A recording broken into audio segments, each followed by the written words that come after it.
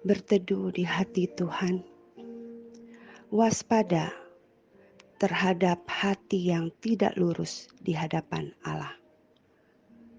Mari saudaraku, kita membaca firman Tuhan dari Kisah Para Rasul pasalnya yang ke-8 dan fokus perenungan kita di ayat 20 dan 21. Tetapi Petrus berkata kepadanya, "Binasalah kiranya uangmu itu bersama dengan engkau, karena engkau menyangka bahwa engkau dapat membeli karunia Allah dengan uang. Tidak ada bagian atau hakmu dalam perkara ini, sebab hatimu tidak lurus di hadapan Allah." Saudaraku yang terkasih di dalam Tuhan, motivasi apakah yang ada di dalam diri kita ketika kita mengambil keputusan untuk mengikut Tuhan? Setelah peristiwa kematian Stefanus, muncul seorang yang bernama Saulus, dan orang ini sangat setuju dengan kematian Stefanus. Dan bukan hanya Stefanus saudara yang dibunuh, tetapi setelah kematian Stefanus justru semakin besar, semakin hebat penganiayaan yang terjadi di Yerusalem.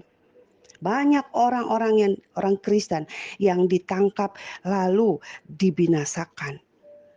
Saudaraku yang terkasih, kondisi ini membuat banyak keadaan yang sangat menyedihkan. Tetapi justru di dalam Kisah Rasul 8 ini kita melihat bahwa mereka yang ditangkap ini saudara, ada sebagian yang tersebar. Mereka pergi ke segala tempat, menjauh dari Yerusalem. Tetapi justru mereka pergi ke tempat lain untuk memberitakan Injil. Termasuk para rasul. Mereka justru menyebar ke tempat yang lain. Dan apa yang terjadi saudaraku? Penganiayaan berusaha untuk menghentikan pemberitaan tentang Injil.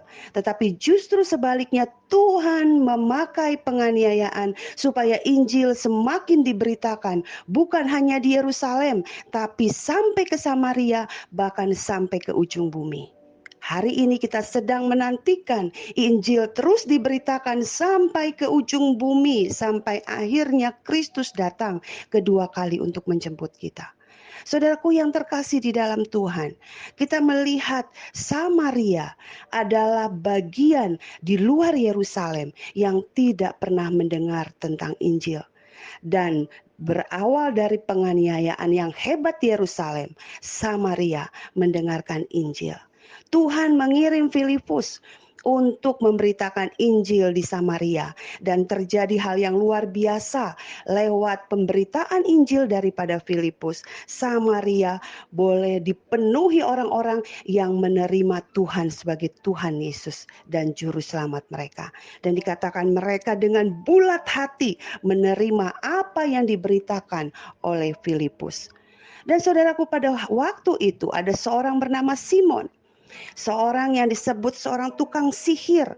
Latar belakangnya dia punya kuasa-kuasa dari kuasa kegelapan. Dan dia sangat dihormati orang, banyak diikuti orang. Karena orang melihat kehebatan kuasa daripada Simon. Dan saudaraku, Simon melihat banyak kehebatan, kuasa, mujizat yang dilakukan Filipus di dalam memberitakan Injil. Dan Simon mulai tertarik dengan itu. Sehingga akhirnya dia mulai mengikuti Filipus dan dia mau menerima Tuhan Yesus saudaraku sebagai Tuhan dan Juru Selamat. Benarkah demikian? Ternyata tidak seperti itu saudara. Motivasi Simon ketika mengikuti Filipus bukan karena hatinya sungguh-sungguh menerima Tuhan Yesus sebagai Tuhan dan Juru Selamat. Bahkan Simon ini minta dibaptis saudara. Dan itu terjadi dalam diri Simon. Tetapi apa yang dilakukan Simon? Hati Simon yang tidak lurus ini mungkin tidak terlihat oleh orang lain. Kelihatannya Simon begitu aktif, begitu setia, begitu mengikuti semua pelayanan yang dilakukan oleh Filipus. Tapi ternyata ketika Simon melihat bahwa orang-orang Samaria mendapatkan Roh Kudus saudaraku. Karena Samaria belum melihat akan turunnya Roh Kudus pada waktu itu di Yerusalem.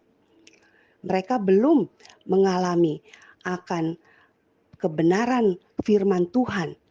Maka pada waktu itu Petrus dan Yohanes diutus ketika Yerusalem mendengar, kisah para rasul mendengar di Yerusalem bahwa orang-orang di Samaria banyak yang menerima Tuhan Yesus sebagai Tuhan dan Juru Selamat.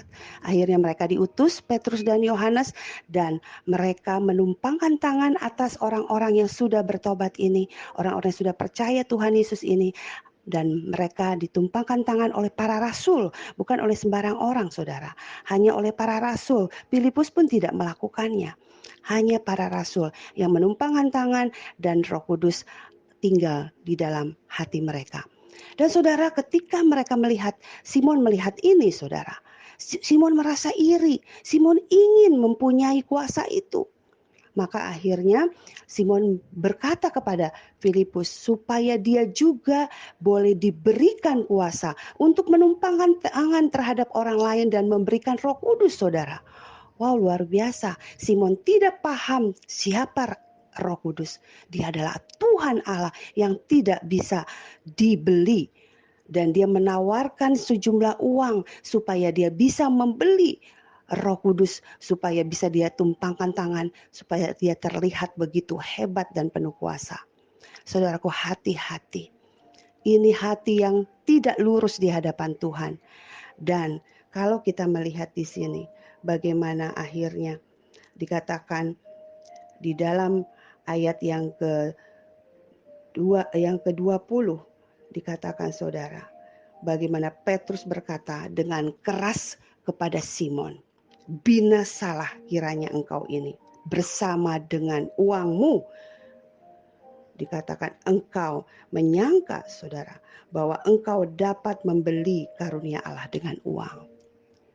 Karunia Allah adalah anugerah yang begitu luar biasa, diberikan oleh Tuhan, bukan dengan cara manusia, tetapi di dalam cara Tuhan. Dan dikatakan kita tidak bisa membeli dengan uang kita. Hati daripada Simon, hati yang tidak lurus di hadapan Tuhan. Dan Petrus meminta dia untuk bertobat dari kejahatan ini. Saudaraku, hati ini begitu luar biasa, saudara. Jikalau hati kita belum kita serahkan kepada Kristus, mungkin kita mengikut Tuhan, mungkin kita terlihat begitu aktif di dalam mengikut Tuhan.